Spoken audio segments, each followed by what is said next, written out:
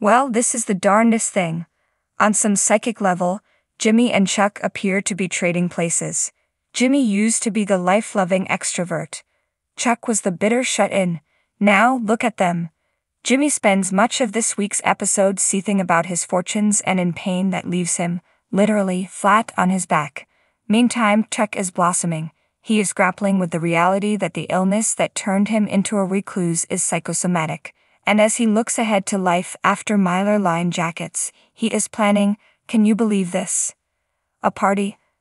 A great big celebration, with caterers and a full bar. He wants to return to his career. He bravely, if a bit prematurely, attempts a foray into a supermarket, demonstrating the very sort of élan and recklessness that was once Jimmy's domain. It's as though there were a fixed amount of warmth and a fixed amount of vinegar available to the brothers McGill, and as Jimmy becomes more acerbic, Chuck becomes less so. As Chuck becomes more human, Jimmy becomes more remote. "My back hurts and people suck," says Jimmy, a line that is very Chuck. "I want to be surrounded by friends," says Chuck, a line that is pure Jimmy. The dynamic is a fascinating surprise, and its origins can be traced to what initially played like a victory for Jimmy and a catastrophe for Chuck: the disbarment hearing. The immediate aftermath left Chuck in the fetal position and Jimmy in the mood for champagne. Now Jimmy is supine and Chuck is shopping for groceries. All credit to the writers of Better Call Saul, who somehow make this turnabout seem perfectly authentic.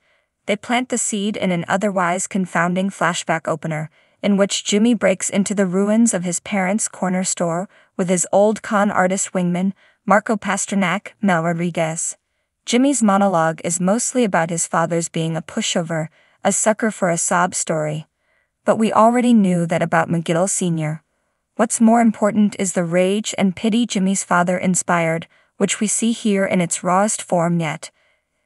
The elder McGill went bust, Jimmy says, because he was unwilling to do what he had to do. If you want to understand Jimmy's low boil in the rest of this episode, here it is.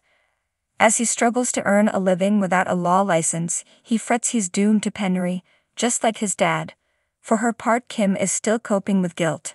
At a restaurant, Howard Hamlin, aka Mr. Passive-Aggressive, swings by her table to remind her, in front of the clients she took as she left the firm, that she was nothing before he bet on her. Fuming, she immediately gets up and writes a check to refund the law school tuition, paid for by Hamlin's firm, and then drops it at Howard's table.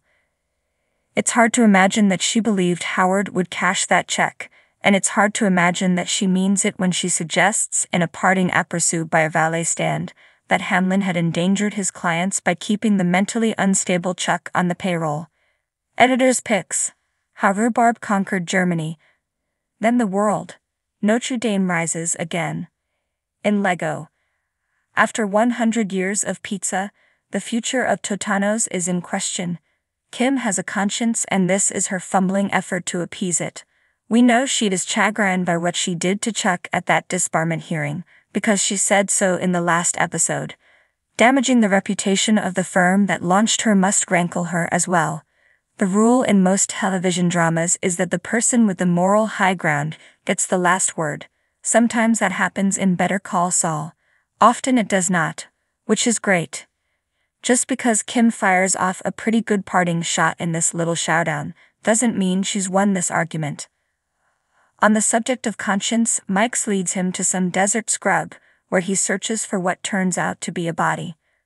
Kudos to director Adam Bernstein for the striking time-lapse aerial shot of Mike's quest. I initially assumed that he had found the husband of Anita, the woman Mike met at a group counseling session. As we learned in the previous episode, he had disappeared, leaving his widow in a perpetual state of grief. But that corpse is almost certainly not the vanished husband.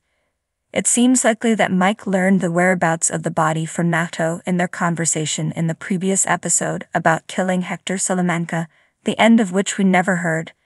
And there's no reason to think Nato knows anything about Anita's husband, a former Navy man. Commenter Nellie of Philadelphia figured this one out, so hat tip to her and everyone else who posted this idea. The body is probably that of the Good Samaritan, who was killed after Mike disabled and robbed one of Hector's trucks in episode 9 of season 2. It's the only solution that makes sense. Mike stole $250,000 from the vehicle. Naka later told Mike that the man who stopped and reported the crime had been shot and buried in the desert are Hector's crew. Now we know where